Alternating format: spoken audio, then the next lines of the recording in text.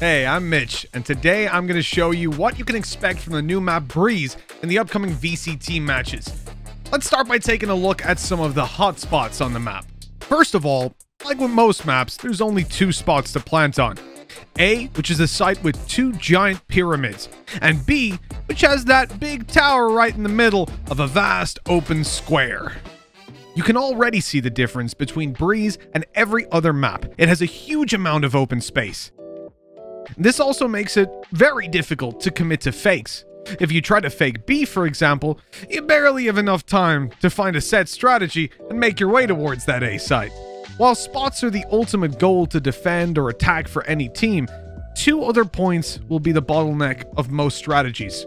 Tube, which is right next to the A site, and then the obvious mid control.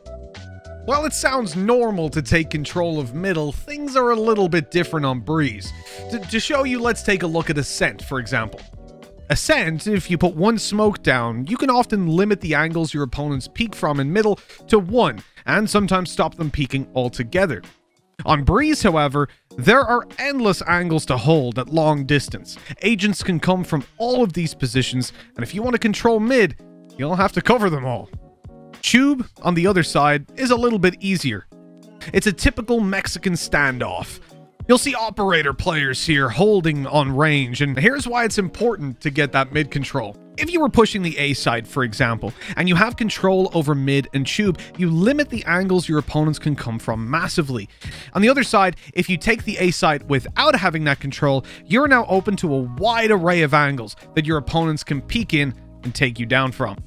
In general, I think A is probably the spot we'll see the most action from. B feels like a more traditional spot. Although it is very vast and empty in the middle, there are just two choke points, one of which is deep in middle.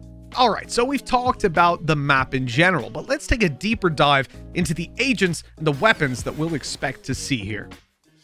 We've already said that this map contains a lot of open space and long-range angles, so your intuition should tell you long-range weapons are going to be the way to go. Of course, to start with, you're going to want an operator in your team. Let's face it, two would be even better, and with the recent price changes, why not? One you can use for the tube, a long-range angle with very little possibility of being pushed from a wider angle than you're scoped in on. With the other one, you can look at the B site, for example. Holding down that singular choke point, you now control a lot of the map with just those two operators. But even with the price changes, these weapons are still expensive. So you might want to go for a Marshal, especially in the early game. On top of that, why not pick up a Guardian? It's now cheaper than it ever was, it's accurate, and it will get you a lot of kills on Breeze. The perfect choice for any marksman. Oh, and if you're going to ask about a Phantom or a Vandal, I'd say a Vandal is going to be more useful on this map than the Phantom will be. Sure, there's going to be a couple opportunities to use that Phantom. Maybe you're a B defender and you want to hold up close. But more often than not, you're going to find yourself buying the Vandal due to the long range that you're taking duels on. So we've covered hotspots and we've covered weapons. There's only one thing left to discuss. That would be agents. Let's start with the easiest one.